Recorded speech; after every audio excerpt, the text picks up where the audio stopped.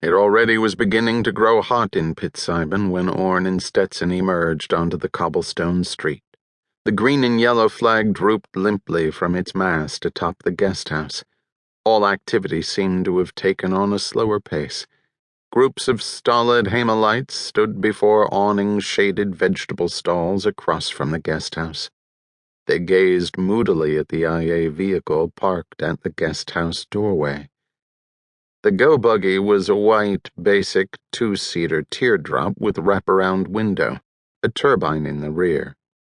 Orne and Stetson got in, fastened their safety belts. "That's what I mean," Orne said. Stetson started the turbine winding up to power level, engaged the clutch. The buggy bounced several times on the cobbles until the gyro spring system took hold.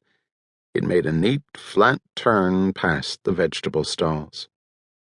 Stetson spoke over the turbine sound. "There's what you mean what." "Those dolts back there. Any other place in the universe, they'd have been around your go-buggy 10 deep, prying under the rear vents at the turbine, poking underneath at the suspension. These jerks just stand around at a distance and look gloomy." "No frulap," Stetson said. "Yeah." "Why do you think they do that?" "I think they're obeying orders." "Why couldn't they just be shy?" "Forget I mentioned it." "I see by your reports that there are no walled villages on Hamal," Stetson said. He slowed the buggy to maneuver between two of the low pushcarts. The farmers gave the buggy only a passing glance. "None that I've seen," Orne said. "No military drill by large groups?" "None that I've seen." "And no heavy armaments?" "None that I've seen." "What's this none that I've seen kick?" Stetson demanded. "Do you suspect them of hiding something?" "I do." "Why?" "Because things don't seem to fit on this planet, and when things don't fit, there are missing pieces." Stetson took his attention from the street, shot a sharp glance at Orne. "So you're suspicious."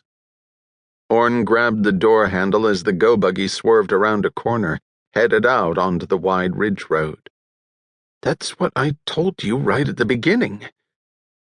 "We're always simply delighted to investigate R&R's slightest suspicions," Stetson said. "It's better for me to make a mistake than it is for you to make one," Orne growled. "You will have noticed that their construction is almost entirely of wood," Stetson said. "At their technological level, wood construction leans to the side of peace." "Provided we know what all this means," Orne gestured at the countryside. "In technological level." "Is that what they're teaching you now at dear old Unigalacta?" "No. That was my own idea. If they have artillery and mobile cavalry, stone forts would be useless." "What would they use for cavalry?" Stetson asked.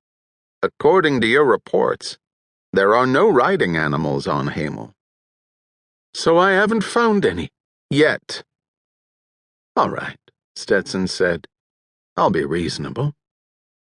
You spoke of weapons. What weapons?" "I haven't seen anything heavier than those fowling pieces carried by their hunters." "If they had cannon, that'd explain a lot of things," Orne said. "Such as the lack of stone forts." "You're damn right." "An interesting theory. How do they manufacture the fowling pieces, by the way?" "They're produced singly by skilled artisans. It's a sort of a guild." "A sort of a guild. My."